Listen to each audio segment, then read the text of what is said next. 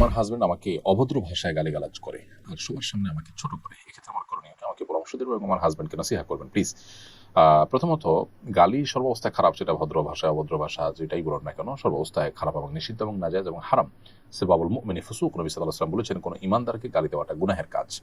অতএব যিনি তার নিজের স্ত্রীকে এটি করছেন তিনি ডাবল গুনাহ করছেন। এক তো একজন মুসলিমকে তিনি গালি দিচ্ছেন, দ্বিতীয়ত স্ত্রী যাকে আল্লাহ তাআলা বলেছেন, যার সম্পর্কে আল্লাহ বলেছেন ওয়া আশিরুহুন্না বিল মারুফ, তোমরা তোমাদের স্ত্রীদের সাথে সুন্দরভাবে দিনাতিপাত করো, সেটার লঙ্ঘন তিনি করছেন। এজন্য তার উচিত ইস্তেগফার করা, তওবা করা। আর বোন, আপনাকে বলবো আপনি সবর এবং ধৈর্যের মাধ্যমে এটা মোকাবিলার চেষ্টা করবেন, তাকে নাসিহা করে বোঝানো, অন্যদের মাধ্যমে বোঝানোর চেষ্টা করবেন, দোয়া করবেন আল্লাহর কাছে। একটা সময় ইনশাআল্লাহ আল্লাহ তাআলা আপনাকে এই পরিস্থিতি থেকে মুক্তি দান করবেন, এবং সবরের জন্য আপনি আল্লাহর কাছে অবশ্যই বিনিময় লাভ করবেন। আল্লাহ তাআলা মানুষকে অনেকভাবে পরীক্ষা করেন। এই পরীক্ষা যদি আপনি উত্তীর্ণ হন, দেখা যাবে আপনার জন্য ভালো কিছু অপেক্ষা করছে দুনিয়া কিংবা আখিরাতে ইনশাআল্লাহ তাআলা। এমরি খায়রুল ইসলাম আপনি লিখেছেন, আমার বিয়ে পড়ানোর সময় হুজুর ভুলবশত আমার বউয়ের ইজাজত নেননি, তবে কাজী সাহেব কাবিননামায় মেয়ের স্বাক্ষর নিয়েছেন, আমার বিয়ে কি সহি হয়েছে?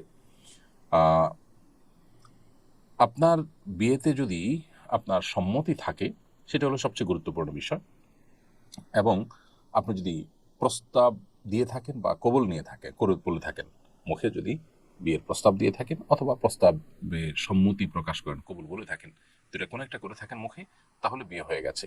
আলাদা করে ইজিন বা এজাজত নেওয়ার প্রয়োজন নেই। যদি আপনি মুখে কোনো কিছুই না বলেন, শুধু স্বাক্ষর করেন, তাহলে সেক্ষেত্রে বিবাহ বিশুদ্ধ হবে না, এ বিয়ে আবার পড়াতে হবে। আমার বোন ঢাকায় পড়েন, বাবাকে নিষেধ করলেও উনি বারণ করেন না। নারী শিক্ষার্থী দূরে একা পড়ালেখা করতে পারবে কিনা? যদি মাহরাম নিয়ে আসেন, দিয়ে আসেন এবং সেখানে পর্দার সাথে পড়ার পরিবেশ থাকে, তাহলে হলে থেকে বা আত্মীয়স্বজনের বাসায় থেকে যেখানে পর্দার সাথে পড়তে পারেন, আসা যাওয়া করতে পারেন, সেরকমটি করলে সেটা জায়েজ আছে। সেটা যদি না হয়, পর্দার বিধানে যদি ব্যাঘাত ঘটে, মাহরাম ছাড়া সফর করতে হয়, তাহলে সেটা কিন্তু জায়েজ নয়। আপনি আপনার বাবাকে নিষেধ করেছেন, তারপরেও তিনি করলে তিনি আল্লাহর কাছে দায়ী থাকুন। আপনি বোনকে বোঝাবেন এবং দোয়া করবেন তাদের হেদায়েতের জন্য। আমি আমার শ্বশুরবাড়িতে থাকি না, স্বামীর সঙ্গে তার কর্মস্থলে থাকি, মাঝে মধ্যে শ্বশুরবাড়িতে বেড়াতে আসি। শ্বশুরবাড়িতে এলে নামাজ কসর পড়তে হবে কিনা? আপনার শ্বশুর বাড়ি এটি আপনার স্বামীর স্থায়ী ঠিকানা কিনা এটা দেখতে হবে। যদি তার স্থায়ী ঠিকানা সেটা হয়, সেখানে থাকার ব্যবস্থা থাকে, তাহলে সেক্ষেত্রে স্থায়ী ঠিকানাতে মানুষের কসর পড়তে হয়, স্বামীর কসর পড়বেন, আপনি স্বামীর অধীনস্থ হিসেবে আপনিও, স্থায়ী ঠিকানা পুরো নামাজ পড়তে হয়, সেই হিসাবে স্বামী তো পুরো নামাজ পড়বেন, মূলত তার অধীনস্থ হিসেবে আপনিও পুরো নামাজ পড়বেন। আর যদি এটা আপনাদের স্থায়ী ঠিকানা না হয়, বরং শহরে আপনাদের নিজস্ব ঠিকানা থাকে, সেটাই আপনাদের স্থায়ী ঠিকানা হয়ে থাকে, এখানে জাস্ট বেড়াতে আসছেন, তাহলে সেক্ষেত্রে স্বামীও কসর পড়বেন, আপনিও কসর পড়বেন। গুনাহগার বান্দি আইডি থেকে আপনি লিখেছেন, বাবার মামাতো ভাইকে কি বিয়ে করা যাবে? বাবার মামাতো ভাই আপনার জন্য মাহরাম নন। বাবার মামাতো ভাই এর সাথে আপনি মেয়ে হিসাবে পর্দা করতে হবে। যে আপনার মাহরাম নন তার সাথে বিবাহ বন্ধনে আবদ্ধ হতে কোনো অসুবিধা নেই, সেই হিসাবে বাবার মামাতো ভাইয়ের সাথে বিবাহ বসতে কোনো অসুবিধা নেই।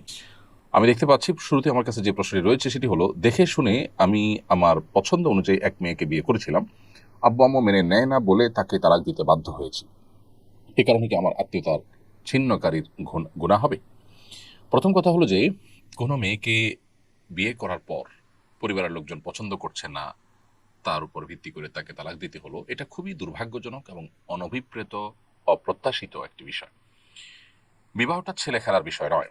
নিছক আবেগের বশে আপনি একজনকে বিবাহ করলেন, আপনার পরিবারের কনসার্ন, আপনাদের পরিবারের মতামত আপনি নিলেন না, এবং পরিবারের চাপ কতটা আসতে পারে, আসলে সেটা আপনি সামলানোর কতটা ক্ষমতা আছে বা তাদেরকে কতটা কনভিন্স করার মতো সুযোগ আপনার হাতে আছে, সে বিষয়গুলোকে বিবেচনায় না রেখে নিছক আবেগের বশে একটা মেয়েকে বিয়ে করার পর যখন আপনি তাকে তালাক দিতে হলো আপনার বাবা মার কথায় বা পরিবারের লোকদের কথায়, তখন সে মেয়েটার উপর এটা কত বড় জুলুম হয় এবং তার উপর কত বড় অবিচার হয় সেটা বলার অপেক্ষা রাখে না। বিধায় এই বিষয়টা অত্যন্ত সেন্সিটিভ এবং অত্যন্ত স্পর্শকাতর, মানুষের অধিকারের ব্যাপার, মানুষের হকের ব্যাপার, একটা মানুষকে ক্ষতিগ্রস্ত করার মতো ইস্যু, এরকম অপরাধ, এরকম গুনাহ ইসলামের দৃষ্টিতে আরেকটা হতে পারে না।